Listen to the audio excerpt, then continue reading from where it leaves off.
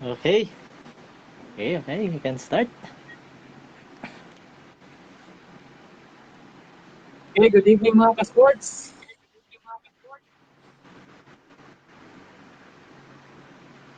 Nagbabalik na naman kami. Ako si Ato. And this is Chris. Welcome to Aruga Crisports Live 3rd edition. Wow, we are so excited tonight for sa ating bagong edition, no? Aruga Crisports Live. Yup, and ngayong gabi ay meron tayong isang special na panauhin. Yan, tutulungan tayo para maging updated tayo sa mga kasalukuyang nagaganap sa Philippine Football. Ano? Okay, Ato, pakilala mo na ang ating special guest. Ayan, so ang ating special guest ngayon ay siya yung pinaka-founder ng In and Out Football. Komentary siya. Commentator. Commentator, I'm sorry. So, I think he can express more about himself. So, bro, please introduce yourself. Mr. Kevin Istrada. Yun. Hi guys, napalipat lang ako ng kwarto. Hi guys, Kevin Estrada here. Ayan. You're watching here, the host of In and Out podcast na medyo hibernated pa kami. Our last episode pa is last August pa with Moneyball with Mendiola. But I hope after our more than a month's rest na dami namin pahinga, pero I hope we can get our content back with it. So yun. Just wanted to say na I had to say congratulations sa dati kong co-host. Sa co-host ko, si Carlos Pineda, who is now part of the Gold Diggers alongside UAP Football Commissioner Reddy San Agustin. So yun. So Ato, Chris, balita naman kayo dyan. Medyo urat na tayong lahat, mga 7 buwan na tayong walang football, and now it's back. Sipang-sipa. Yes. Sipang-sipa na rin kami. Gigil na kayo, ma'am. Ano yan? Gigil na kayo, ma'am plancha? Ganon. Pero mainit lang yung kwarto. Pero anyways, tuloy nyo lang Ato. Yung pag-uusapan natin, it's about TFL is back. Finally. Yes. As it said nga, kickoff has been delayed twice already. Di ba? We were supposed to start on March. Mm-hmm. Then we wanted to move it on May.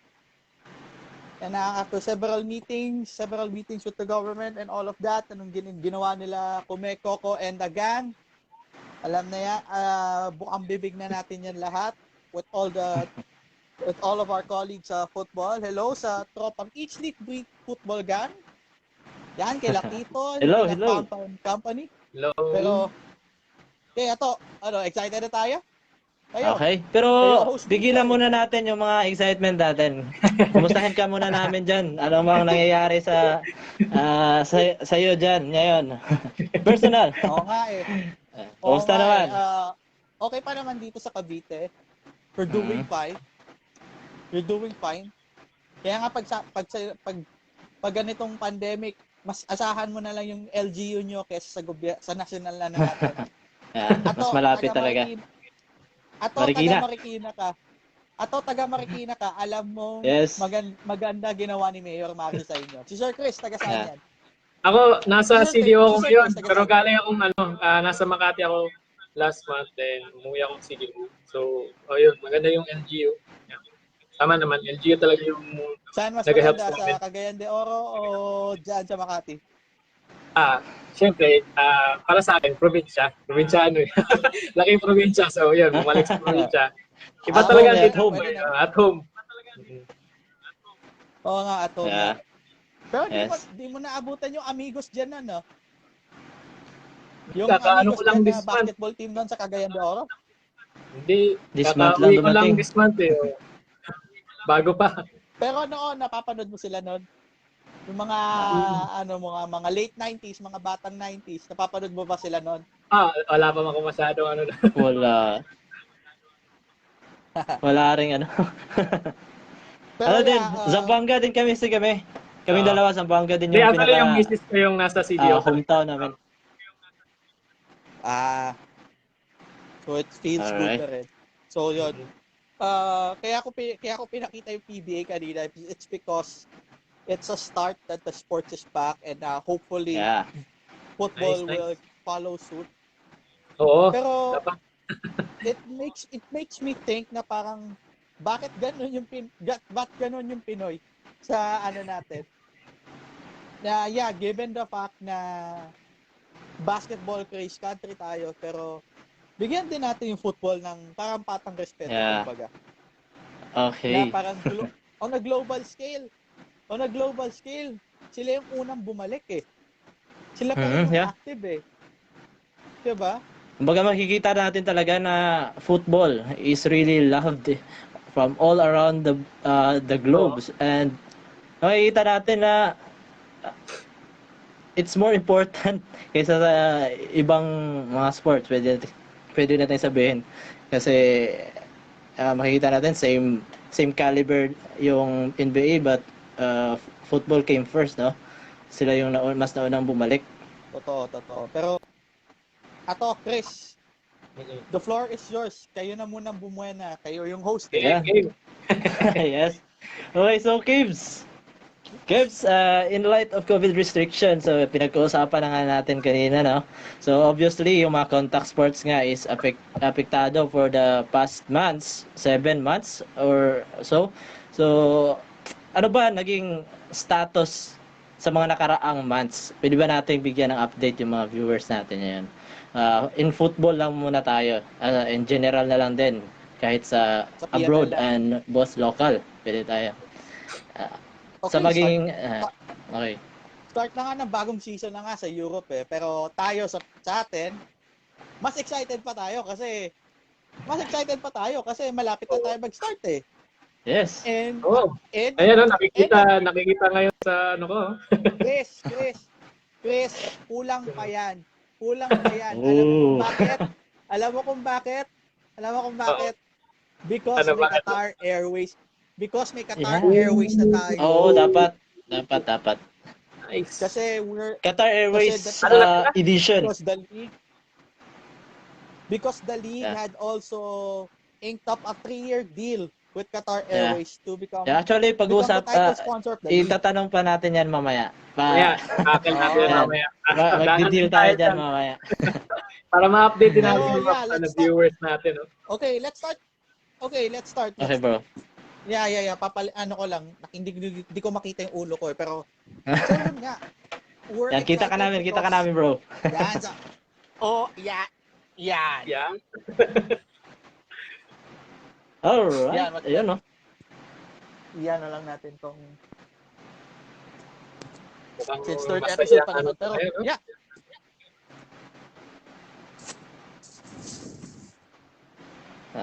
Ayun. So, Then. Yan na lang ako. So Yep. lipat na ako much better ganito. Yan. So, yun. Okay. Fire away, I think guys. may dadagdag ka pa sa Tanong na kayo. Sige, bro. May tanong si Chris eh. Pero, yun Yep. As Sige, an overview Chris, sa fans natin ngayon na nakikinig, no? Mari ang iba ay nag-aabang sa football happenings, pero yung iba medyo wala pang idea sa ating local football. No? Ano kaya pwede natin nilang aabangan, no? Sa ating local football ngayon na teams and events, ano kaya pwede nilang abangan? Okay, so since ito pa lang ang pwedeng i-allow na laro sa sport ng football, guys, ito kailangan ng PFL ng suporta nyo. I think Lumeco Torre has done a great job steering this, and if remember 2019, he took it on a short notice, diba? What happened to the PPL? Yun pala, scam pala si Bernie Sumayaw. But now, it is another huge test. It hurts. Dahil nga pandemic. And doing so means that minamanage na tong liga natin. I think sabihin natin out of 10, let's give it a 9.1 Wow, to that's start quite high. this season pa lang. Pero let's see if how this things turns out, because yes, malaking bagay yung binigay ng Qatar Airways for the league itself in operations, So sa yung mga logistics, pagmamanage. ano na kaya na Yes, may ano na kaya not tayo? to mention logistics din, and also yun nga, yung broadcast deal. Inaantay din natin yun May because ano na din, no? not to mention, Qatar Airways is a huge brand. It's undeniable. Yeah.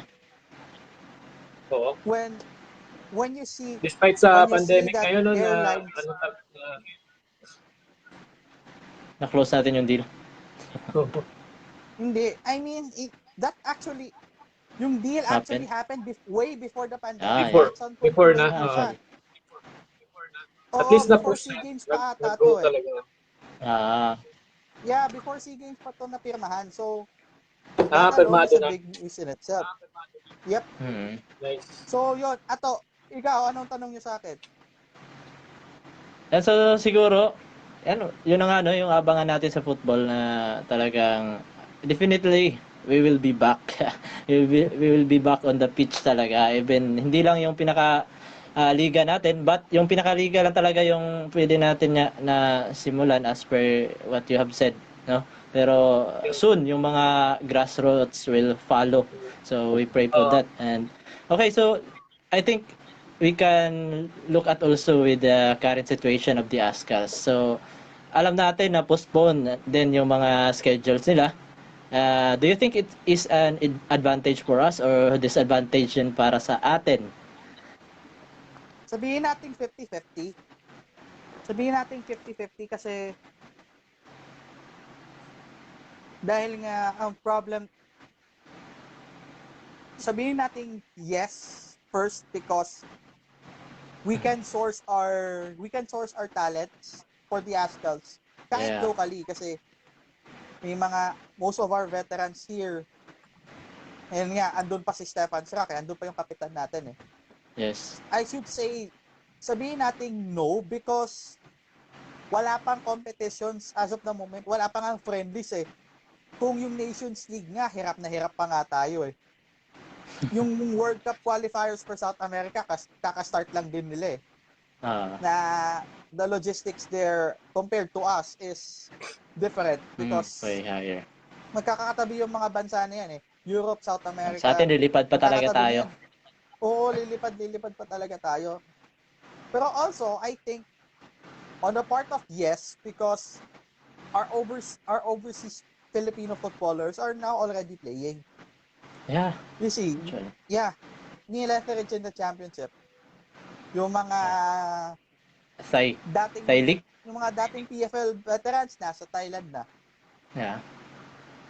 So, it is an advantage din na makapag-prepare na yung mga I guess yun yung mga pinaka-core din natin for the national team. And yes, agree ako doon. Pero apart from that, hindi lang natin dapat i-limit yung mga talents natin from overseas. Kaya nga that's the purpose then of the league itself eh, to provide not just an avenue for the players to play, to make it a career, but also a chance to show themselves and represent the country then if such need arises. Yes, of course, no. So, it's good na actually we'll talk about later about the ADT. And talagang pinaka-excited din natin pag-uusapan, but yeah. Do you think meron pa tayong mga upcoming additional firepower na hindi pa natin nare-reveal? Meron pa ba tayo on our disposal na or perhaps from our usual source abroad? I think ADT barely scratches the surface eh. Yan din yung mga nasa SEA Games team natin. But given the fact na marami pa rin tayong naglalaro ng football na hindi natin alam, maybe we might as well let's play our part na rin to get them recognized and search them for the ano. And which is why maganda rin yung paghahanap ng ADT. Maganda rin yung paghahanap ng ADTs because they're aiming for the 2021 SEA Games eh. kaya yan binuo eh. It's not just for the, it's not just for the, not just ginawa yan after the SEA Games, but also it's a platform na rin to prepare themselves for the next SEA Games sa Vietnam in 2021.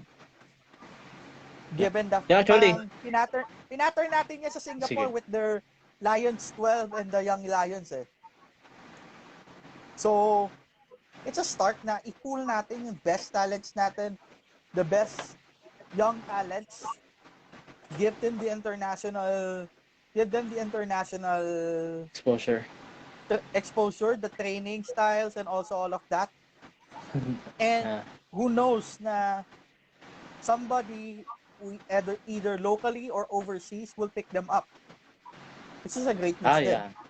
Yes. Isa pa nakita ko doon sa isang maganda din kasi, mga bata nga sila and kilala sila locally. And what if talagang makilala sila from international, so it will boost talaga yung support ng football. It will boost yung mga fans, no? Na mas marami pa tayong mahikayat kasi nga yung iba is talagang galing din sa schools natin, local schools. And mga young people, so attractive people. attractive guys. Siyempre naman with the fact that the PFL is a professionally recognized league by the Games and Amusement Board, it is a duty for all the clubs and all the teams na bigyan din yung mga benefits and perks of being a professional player should be given to them in due diligence then. Wages, insurance, in case pertinent needs ng mga players just to live with that. Kasi kahit ngayon with just 6 teams already na hindi pa rin sure na magiging career pa rin to for our kids na gusto maglaro. Sa status ng football natin right now. Yes, that's na parang pabago-bago pa, but we as a Filipino football supporter, every one of us kailangan na pa natin ng kulit.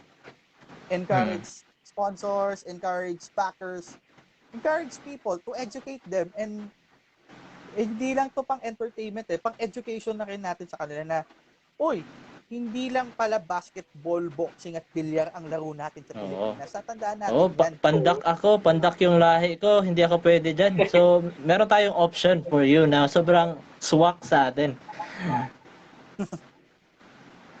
Pero,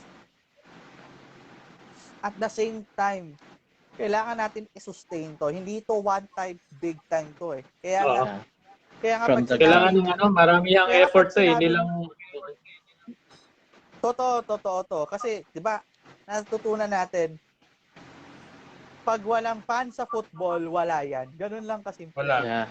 The game without the fans is utterly meaningless. Ganun lang kasimple yun. Kaya, napaka-thankful natin sa mga LGU na nagpapa-football league, mga ganun.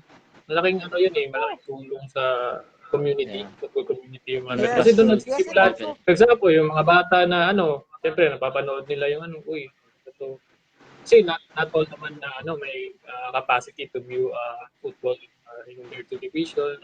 Yung iba siyempre pag natin yung mga bata pa, yun doon talaga magsisimula yung natin.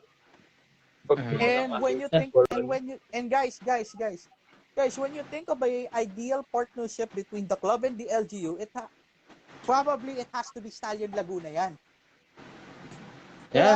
Sila talaga yung makikita natin na nangunguna dyan. Supportive yung nila, yung LGU nila talaga. One such example is Stallion Laguna talaga. It's because before the PFL kicked off, sabihin nating the boss Ernest Nieras has come up with a plan already na magkaroon ng infrastructure sa Binyan. Inside the City Hall, kung nakita niyo yung Alonte, katabi niyo yung football field. Doon pala makikita niyo na it planned already way before the PFL started. So, yun. And another example of talagang a club that resonates with their locality, it has to be Ceres Negros. That's the high standard. Oo.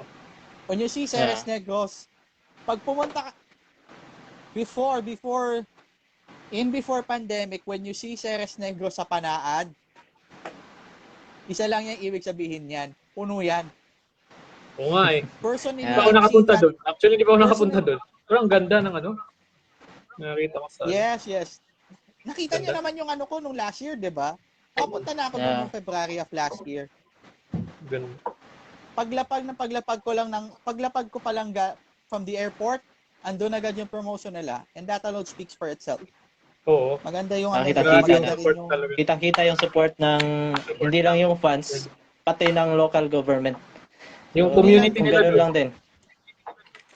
And hindi naman kailangan kasi talaga ng literal na LGU support eh. Pupunta rin yung mga taong yan eh. Kaya when you speak of Ceres, yan yung boost ng Negros eh. Hindi mo na may pagkakaila pa eh. That's undeniably a Negrense property eh. Sa kanila na talaga yan. Trademark and pinagmamalaki na talaga nila. Trademark na yan. How about sa Maharlika Kevs? Ano kaya maano mo dyan?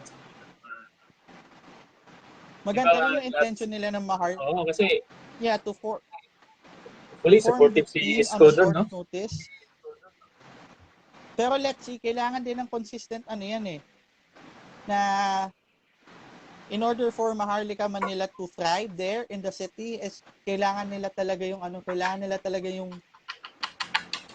yung marketing. Kailangan nila yung konting kiliti pa sa marketing to get them to Rizal Memorial if the league resumes and has a normal semblance to it. Pero I think one more thing about that is that I think they have a good mix then of veterans din eh. Former Ascals and also the young bloods ng mga veterano na yan sa Sevens eh. So, ibig sabihin nun, kapag veterano na yan, may mga following na yan, may mga kilala na yan. So, additional na din na... Yes, but this is an 11-a-side game. This is a full game eh. Iba to sa Sevens eh. Yeah. So, we will see. Titingnan natin yan. Yeah, abangan natin yan. And of course, I wanted to see also the club to watch out for the season is Mendiola rin eh. As the name itself suggests, as you see the badge itself eh, andun yung filosofiya nila eh. That's why na-feature ko sila last August eh. Na paano sila nagiging competitive despite having a tight budget. It is because they built on the philosophy eh. Actually, hindi siya makikita by players. Kami mga outside or mga fans lang na hindi nagdi-dig deep sa mga information is hindi namin makikita kung bakit itong team na to has something to offer. Pero ayan, it's good na you have may sinasabi ka tungkol dyan. So kung ano yung pinaka makikita natin for that, may expect natin for that team. Okay. So back to Mendiola. Ang pinakasandalan nila talaga is simply yung pagiging bedista nila. Remember, saan ba ang main campus ng San Beda? O, di ba? Doon pa lang sa pangalan nila, you will get a glimpse. Meron ng takeaway on how they started and how their roots coming from. And this is a great thing kasi back then may Loyola at Green Archers United tayo, but one problem with that is like nung nagkaroon ng kasagsagan ng nagkakaroon ng dilution of philosophy. Parang nagdi-drift away na sila. Parang nakikita niyo yung mga players nila. Kumbaga, hinahabol nila yung bagong sistema na nailayo sila kung ano yung pinaka philosophy ng team nila. It's like yung parang, yun nga, catching up with modern football. Mm-hmm. But with Mendiola, knowing that they have to play in the top flight, kailangan din nilang mag-step up. Which is why andyan Which is why andyan si Hamed, andyan si Dini Watara, tsaka si Endepe. That means themselves that they are serious and they're not just there to play. They're here to compete. And nakikita nyo nga, one of the revelations of Mendiola last season, si Giano, na nasa ADT ngayon. Ang laki ng impact ni Giano sa Mendiola, which is why na-pick up siya ng ADT. And also, Mendiola's Academy is one of the powerhouses na parang katapat niya yung kaya when it comes to academy standouts. And it all boils down to the simple thing. Mga bedista yan eh. Andun na yung chemistry nila agad-agad eh. Yung foundation that was set by Coach Aris, nagte-trickle down yan every year na meron silang napoproduce. That is why nakikita natin na they will be the dark horse for this season. Talagang gigil na yan. Yeah. Kasi actually football is not about the big names, Galacticos. So it's about talaga kung paano nila parang isuot mo. Gano'n kalaki yung desire. Naman. It is a team sport nga eh. Hindi natin mapagkakaila yun eh. Ganun lang yung kasimple. Okay. So let's talk about Scott Cooper. So coming from from behind. Coming from behind. Sino yung coach na yung manager? Yung manager na umalis din agad? Mabilis ding nawala? Yung kilala? Yung sinasabi nating Terry Butcher na dating Rangers player. Siya ba yun? 2018. Oo. Pero yung hindi pumunta dito? hindi pumunta rito. Pero let's see what he can do for ADT. Not just for the ADT but also for the Ascals itself eh. Yeah. Remember, the ADT is just the reserve team for the senior Ascals na hindi lang sa ADT manggagaling yung mga players kundi from the rest of the world. Remember guys, alam niyo naman yung FIFA eligibility rules natin eh. It respects, diba? It respects what our laws speak to. Hindi katulad yan ng FIBA na mayroon pang passport before 16 rule. Kaya nag-i-struggle yung Gilas eh. So, let's talk more about sa mga players ng ASCA. So, main player siguro the captain, our number 1. At ito yung isa, si Maranyon. I think he's done with his naturalization. Hindi pa. So, hindi pa. Pending pa rin. Pending pa. May bill na ipinasa. Oo nga pala. May bill na ipinasa, but should he sa akin naman, ayoko maging racist dito Mahirap yung magsabi ng ganito about Bienve. Is much more like of our Alex Compton eh. So, our duty is to appreciate his greatness habang nandyan pa siya eh. Yeah. Having him naturalized as a Filipino is a bonus eh. It goes both ways about the naturalization of Filipinos. But knowing us na marami tayong Pinoy eh. Marami tayong Pinoy overseas. Not just marami pa tayong Filipino football players. Not just here, but also overseas. So, one of the underrated advantages of our football scene is about our depth. Yung lalim natin. Kasi, guys like Neil Etheridge, guys like Shrock, not to mention the Young Husband brothers, are the products of their, it's a desire of their parents having a better life. Having a better life overseas. And ang sinukli nila, Neil, nila Shrocky, and then the bros, is to play for their motherland eh. Yeah, grabe sacrifice. Doon yung sacrifice. It will be a bonus if we had Bienve on board, but I would say his age is probably 32, 33. Yeah. Papansin natin, di ba? Yeah, it's not but much of an advantage for how many years, pero appreciate natin for the short siyempre run. naman, sir. Siyempre naman. But remember, 'di ba? Remember when China put El Quezon pinalaro sa Bacolod? Eh Wala. wala. Look at what happened. Yeah. He was shut By the down. way, China. Speaking about China, mamimit pa natin sila next Yeah. year. Yes, So do you, yes, yes. It's a it's pivotal it's a pivotal game eh. decision. Yeah, game. Yeah. Yeah, whoever wins here, whoever wins that reverse fixture will get second place.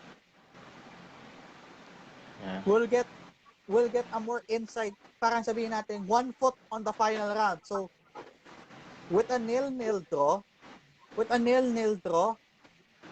and bigay na natin yung grupo sa Syria. It's a virtual battle for second Yeah. then. Actually, Should we beat? second na Sabihin lang. natin sabihin natin should we beat them? Should we beat China? Kailangan nating tumambak pa ng marami. In between those two games, yung Maldives at yung Guam. Ayun, yung Guam muna then Maldives. Yun yung order eh. But you have to take it one game at a time muna. Forget about the China game. Huwag tayong makatuon na parang 2 games ahead tayo mag-isip. But Yeah, meron pa tayong dadaanan dalawa. that's what And we want to win big. Naman. That's what happened to us on the past cycle, noong 2015. Masyado tayo nakatuon sa, parang sabihin natin, North Korea and all of that. North Korea. Diba yung grupo natin, Korea. Uzbekistan, North Korea. Sabihin natin yon, we got beat by Yemen. We got knocked out of the World Cup by Yemen on our own field. Yun yung masakit doon eh. Yeah. Kaya, sabihin natin, we don't want to expect from the outside. We have to let our work do the talking, kumbaga. Yeah. Okay. Update kay Neil. What do you see? Oh yeah, diba, balita natin, Neil got his first, parang mga ilang buwan na rin eh. Pero I'm not sure kung ano yung results from the past week because ayun nga, nasa international break eh. Nasa international break ang Europe. Pala. So, 2 games lang siya, right? Before nag-break? I think so. Pero yeah. So okay, so yeah. Okay, focus tayo yun sa PFL. Yan. Putsa, nag-PFL na tayo kanina. Hindi pa tayo nag-focus, no? so, kailan ba magsa-start? Talaga. Okay. So, mga fans natin yan, alam mo yung iba, hindi pa alam. And so, bigyan na lang din natin ng background kung paano na delay. Yeah. Diba nga 7 months? Diba ang supposed kick-off natin is about March. Then the government said no. Then they wanted to resume it by May. I wanted to start by May, but again, owing to the pandemic, they said no. So nag-meeting pa sila. Fortunately for us, dahil nga hindi pwede ang Rizal, dahil nga PSE operations owned by the city government of Manila, parang ganon. And at least we still have that Carmona that will serve as a venue. And now may plano na yung liga natin to house all the teams and all the league officials sa may Seda, sa may Nuvali. We're now inspecting the venue. Nuvali, magandang lugar yun, malamig. Yeah. Ayan. But the only way na makakapunta ka directly from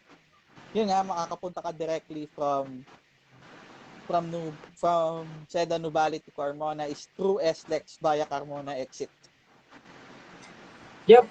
Talking about din pala, Kev, no? What can we expect with the streaming services? Kasi, syempre, meron pa rin tayong restrictions ngayon to travel, yung malalayo, yung nahihirapan pa rin sila. So, what can we expect about the streaming services na The nakatay broadcast. with the Yep. Yep, the broadcast. So, we Yung have broadcast natin, alam niyo na yung sinabi about the Qatar Airways deal, diba? With the deal, it gives us enough financial, I think the league will be given a financial boost to negotiate for a deal. Before the pandemic, diba, nagkaroon na ng diba? Nagkaroon na ng pahapyaw, nagkaroon na sila ng meeting before. And now they are trying also to parang the broadcasting is up in the air, but with only 18 games the entire season, natandaan natin yung format natin for just for this season lang. Just for this season lang, single round robin of 15. This upcoming season, yeah. All 15 matches, eliminations, pati yung final series natin, 2 semis and the final, total of 18. So, bale, diba, 16 tayo. Top 6, top 4 5 will games qualify. each team. Yep. For the first stage. Single round robin. Every match counts. Panigurado yan. Top 4. So, top 4 qualified. So, bale, dalawa agad malalaglag. So, the 2 finalists will have a sure spot in AFC next season. Yun na yung panigurado. Wow. Champion will be in the group stage of the AFC Champions League. Yun na yung sigurado. Nice. So, kumbaga wala tayong games, nasasayangin talaga, abangan natin Walang bawat tapon. game. Yeah, And walang tapon. Pero, imagine mo lang kung ano yung mga teams. We'll have to din, no? Sa mga natin to reach other Pinoy na mapanood yung parang to. Oo nga. Pero guys, sa PFL, for this season's 2020 PFL, remember, ADT is the guest team, so hindi sila pwedeng sumali sa AFC competition. So, bale, technically, okay, lima lang yung lalaban dyan.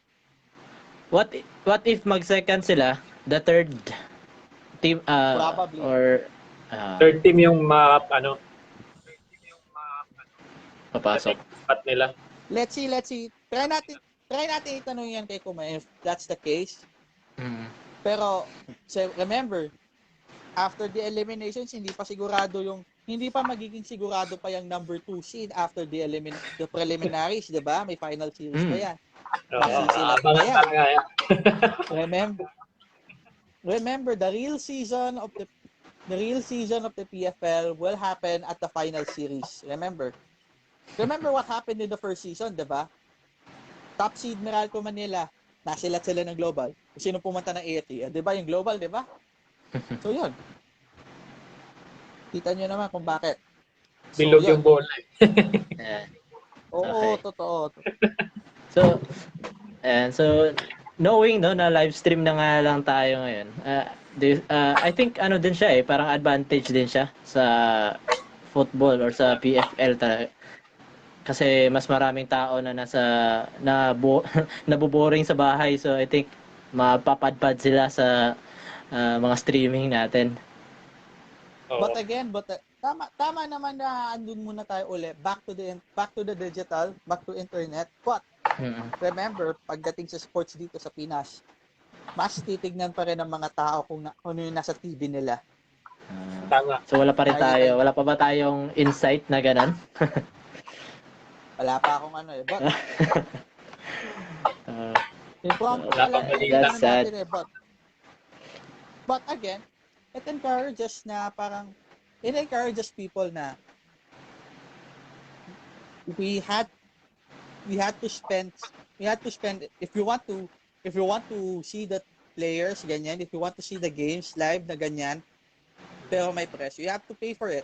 Kailangan natin anuhin yan. Parang kailangan natin unti-unti i-educate yung mga tao. Oo, it's an investment to Hindi to libre lang para sa atin. May price to it. Economics yan Simple economics would say that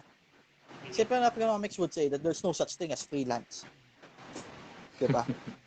Yeah.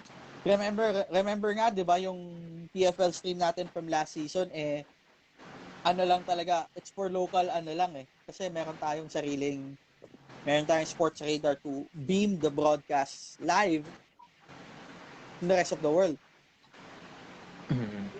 Di ba? Yeah.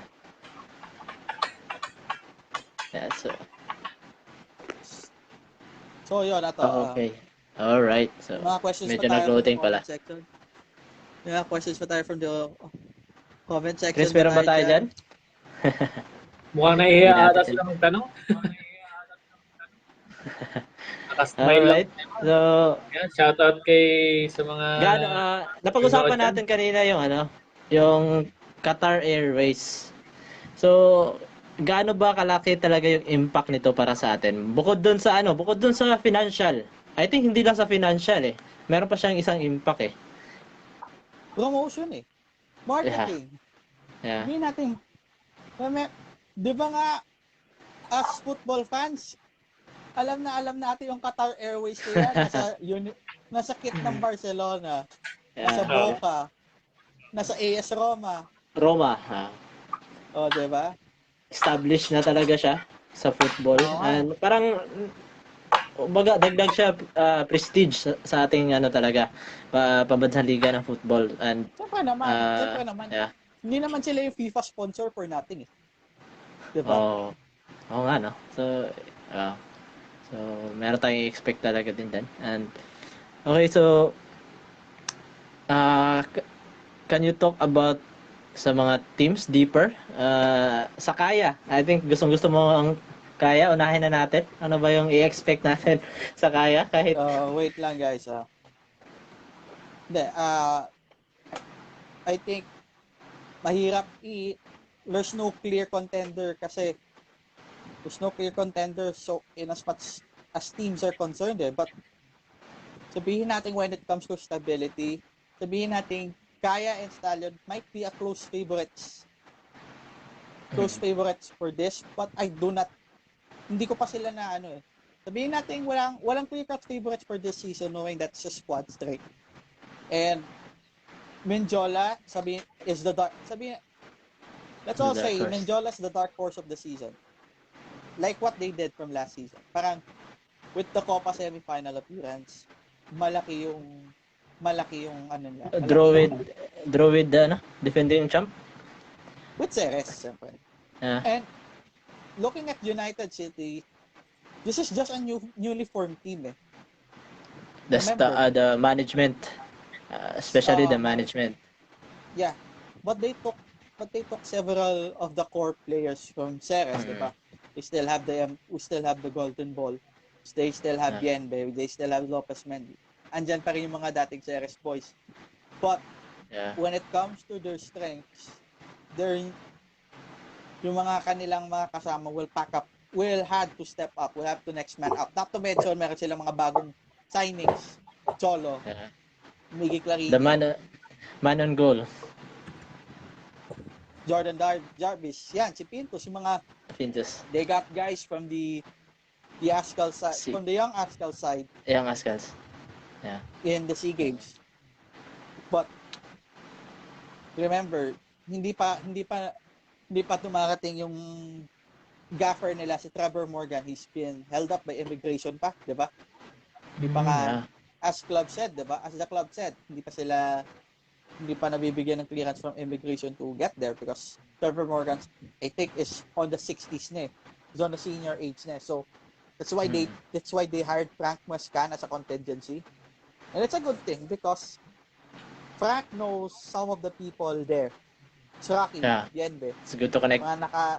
Na-coach nila yan nung 2016 AFC Cup. Arnie pa sinabi. Yan, mga veterans, mga unknown veterans pa yan. So, it's anybody's ball game pa naman Sabihin natin, ADT's advantage will be their youth. ADT's advantage will be their youth, their speed. They have nothing to lose, man. Oo naman. And then you got Harvey. Harvey. Rising star. Eric. Galyan, is he on Si Gallantes? ADT? I I think think so. he's really good, Pero man. they don't have Elias Mordal. He went back home to Norway ata just to parang they do not come up terms per reports. Yan, yung Elias Mordal, he's also a starter he also started in that Mordal. SEA Games squad. Basically the SEA Games squad is what the core of the ADT is. That Yes. also has Chima Ozoka. Yeah, Ozuka actually. So Ozuka hindi lang masyadong nag-shine sa sa SEA Games, but I think meron siyang ipapakita naman. Parang sinabi natin si Giroud nung World Cup. 'Di ba? Yeah. Big Parang games, sinabi but natin, his presence is there. oo. Sabihin natin hindi siya makakascore, but when you have a tall center forward, mahirap yung depensahan eh. Lalo na pag backline mo, 'di ba? Mahahatak niya yung depensa. Stretching di ano. Kaya yung parang presence ni Giroud, that's why Kylian rose eh. Kaya sumikat si Kylian eh. 'Di ba? Kaya sumikat si Kylian Mbappe dahil doon eh. So, yun. Kasi siya yung talaga. I do not yet have the complete squad of Marlica Manila. But let's see how would the likes of Nisag, Anton Del Rosario, Juaco Cañas how their experience would be given. Parang ano yung magiging mga lessons na ibibigay nila sa mga remember this is not iba yung training pit sa actual na laro, di ba? And isang maganda for the football in a whole kasi itong team na to, they are not playing for the money, di ba? They're playing for the love of the game. So I think they receive nothing. Agree, but it can only do so much.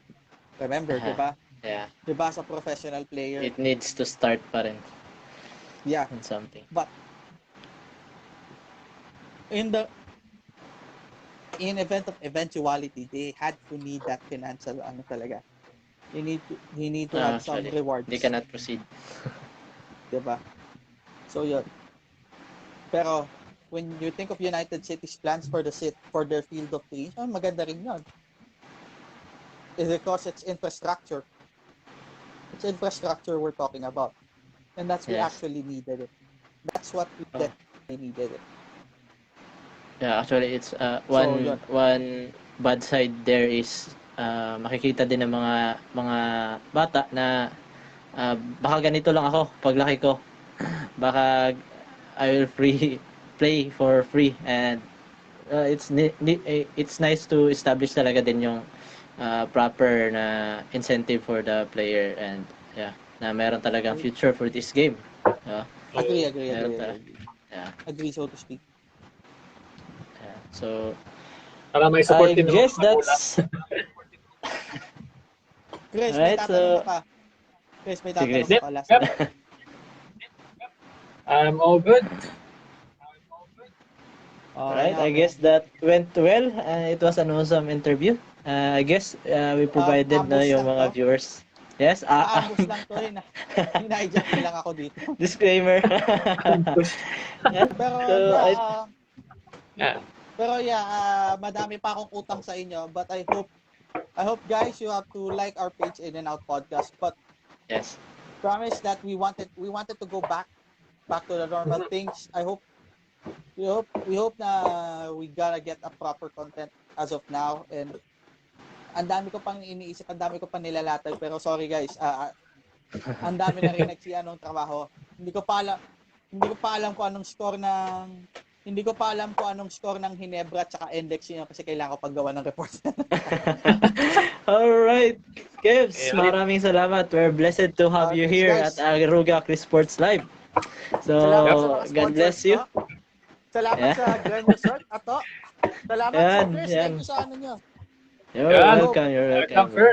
Thank you, So, sir, for having your time here on us, no? Oh, so, sige. wow. So, thank you. Thank you, bro. Thanks, salamat guys. God Good bless, night, bro. good night. Ingat. Good night. Salamat. Alright. Bye, bro. You can, pwede mo nang i-leave.